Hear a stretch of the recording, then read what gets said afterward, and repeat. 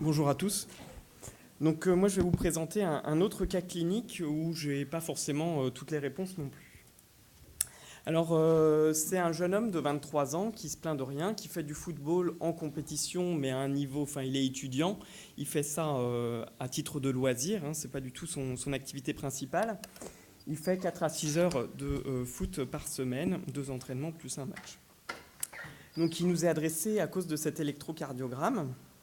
Donc on ne va pas forcément trop s'éterniser, mais je pense que tout le monde est d'accord pour dire qu'il n'est pas normal, hein. On a des ondes T négatives avec presque un ST un peu raide, presque un peu sous-décalé en latéral. Donc clairement quelque chose qui n'est pas normal.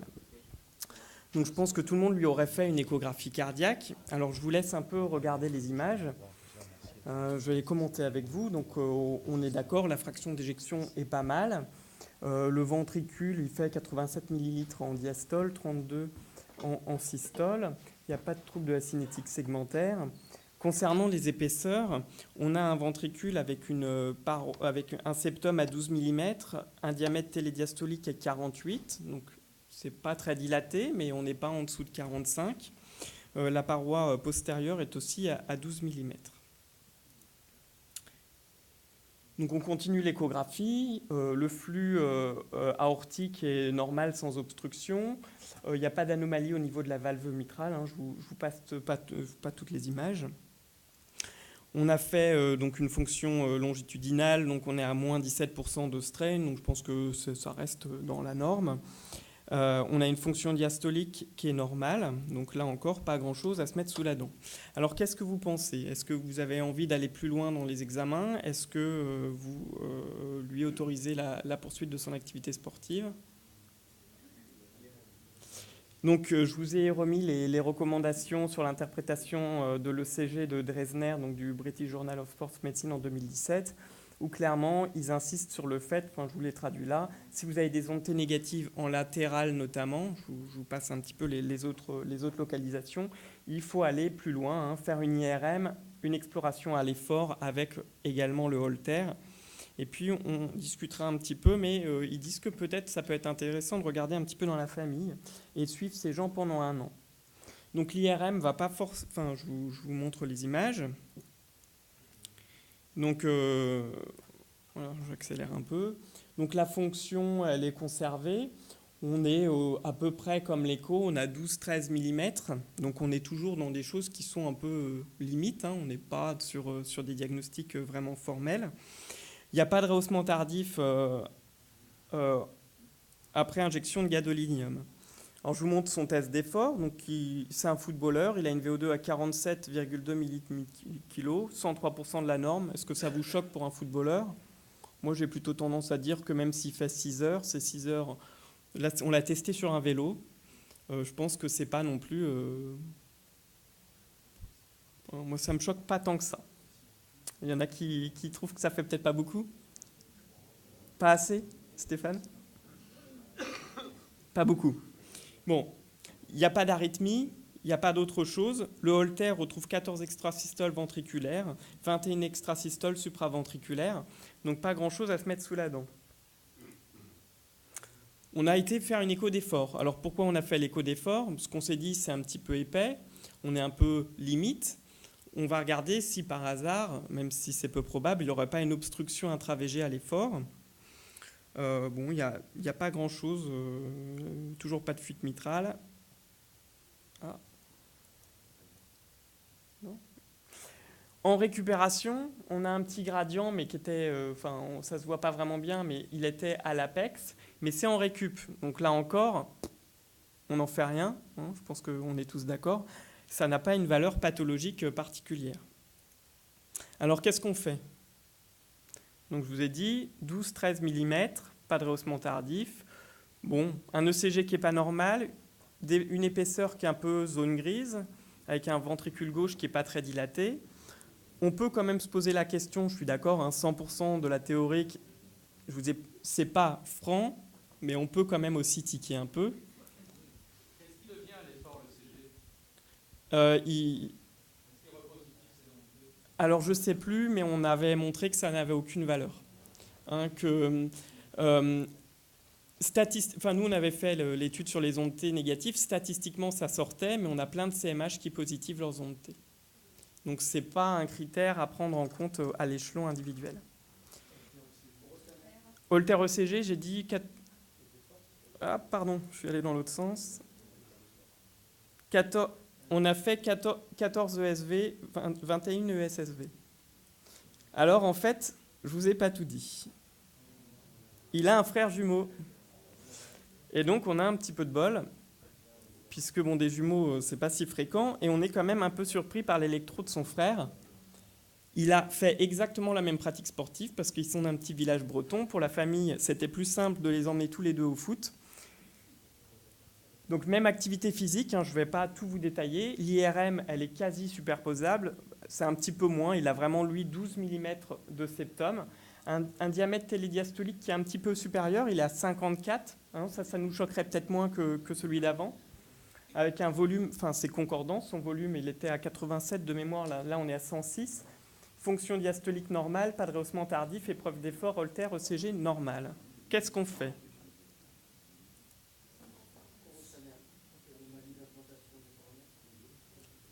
Oui, on n'a pas fait.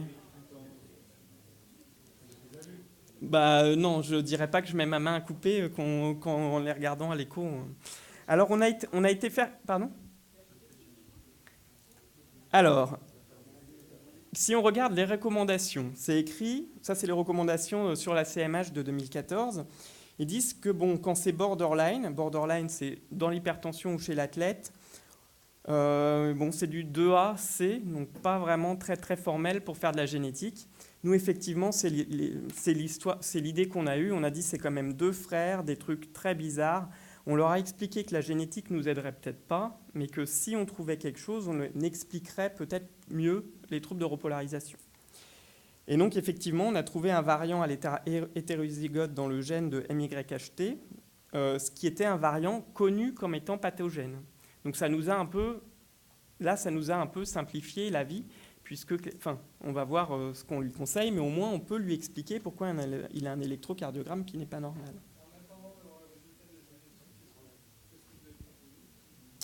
Alors en fait, j'ai mis un an.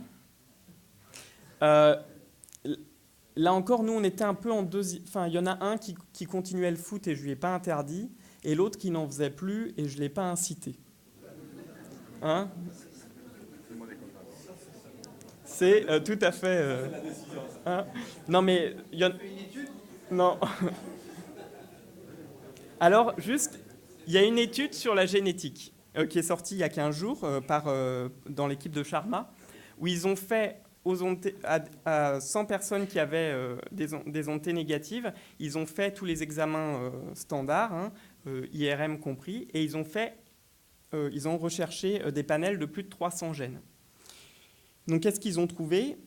C'est assez intéressant. En fait, la rentabilité génétique, ils ont trouvé 10 personnes avec des mutations pathogènes ou fortement probables, donc 10 sur 100, donc ça ne fait pas énorme.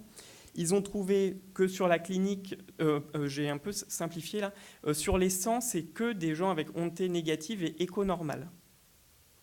Donc 10 qui avaient une mutation génétique formelle, 21 chez lesquels ils ont fait le diagnostic morphologique et de manière intéressante, on a quand même 13 athlètes qui ont une pathologie avérée et qui n'avaient pas de mutation retrouvée parce que on ne connaît pas tous les variants et on ne connaît pas encore tout dans la génétique.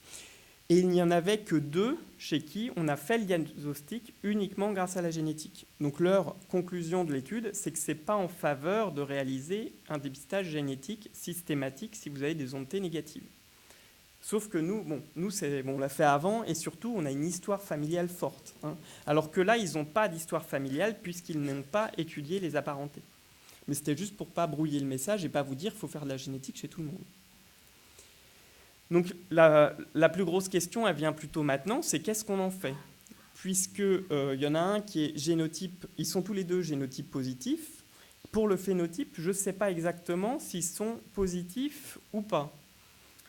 Ça, on va en discuter, puisque si on prend les recommandations, c'est plus de 15 pour monsieur tout le monde. Si c'est dans la famille, c'est 13-14. Bon, il y en a un qui est à 13, l'autre qui est à 12. Bon, pour 1 millimètre, c'est un peu compliqué. N'empêche que voilà, il y a une histoire familiale, il y a des anomalies ECG. Alors il y a là encore deux décisions, enfin deux attitudes différentes, hein, comme d'habitude, hein, les Américains, les Européens. Qu'est-ce qu'il dit Maron? Il dit l'électrocardiogramme ne l'intéresse pas, ça ne sert à rien, je caricature un peu, et ils disent que voilà, c'est pas à prendre en compte, et donc bon, il reste le 12-13 mm, je ne sais pas trop si on en fait un phénotype positif.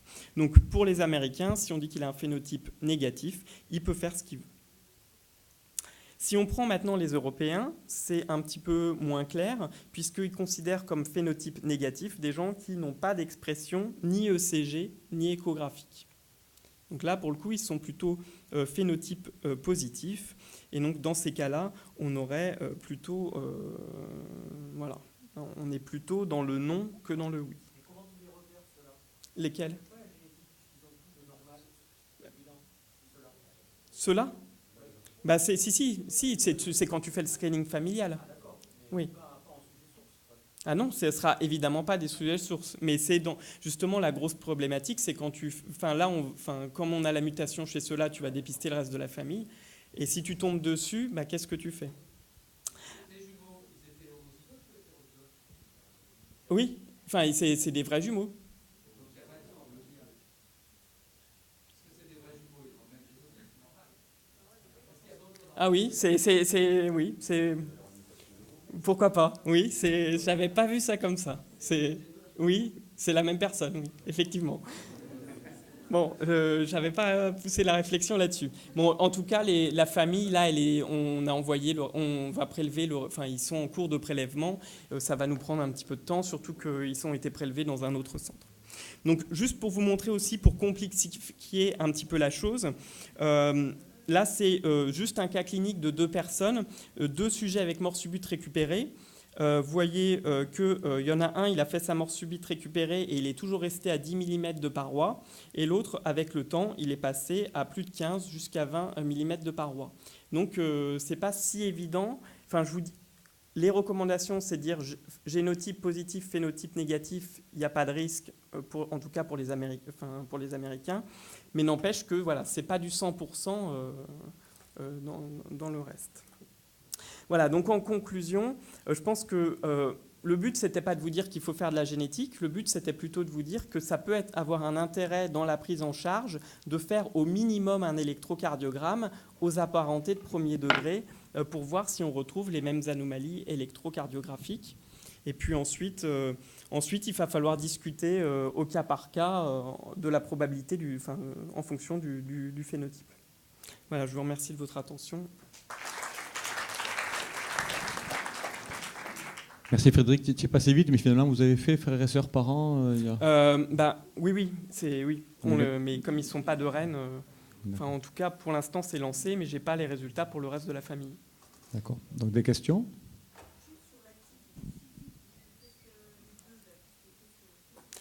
Oui, alors en fait,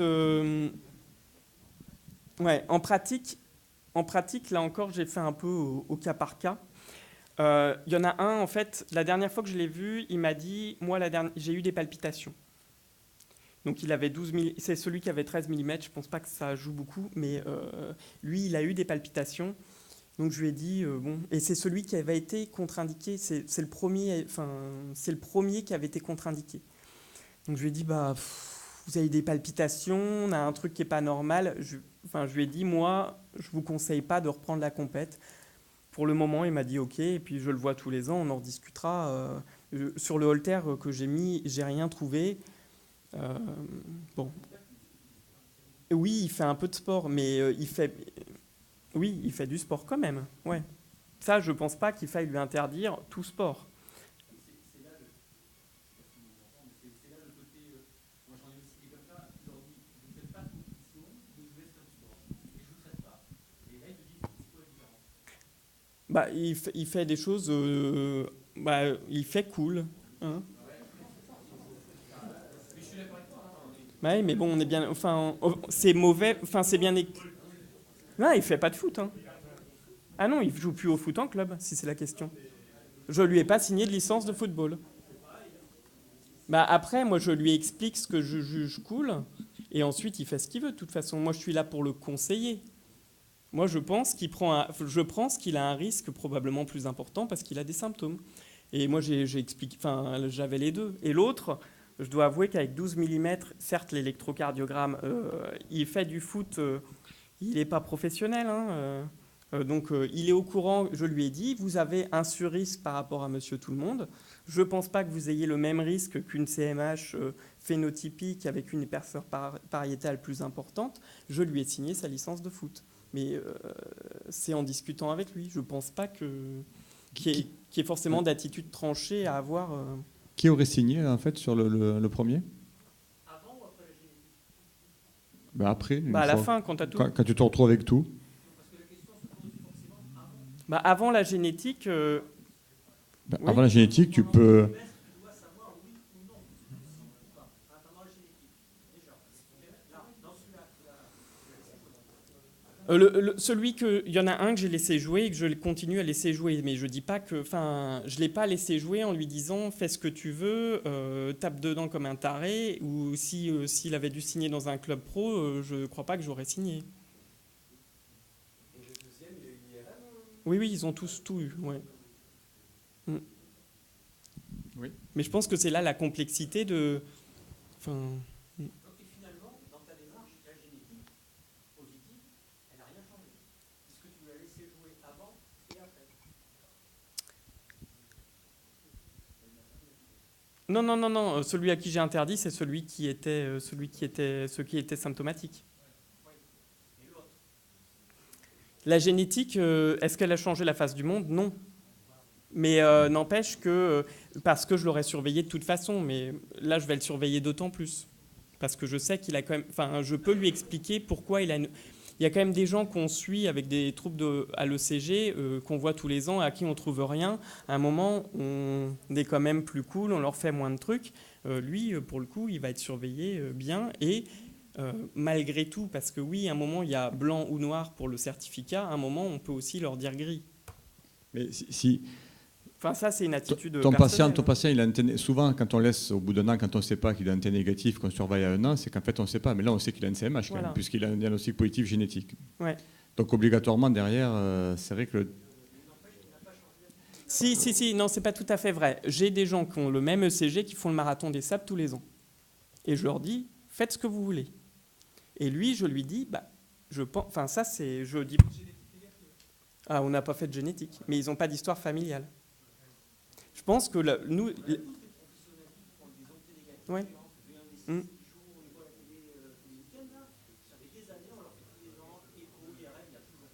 Mm. Ouais. Ouais.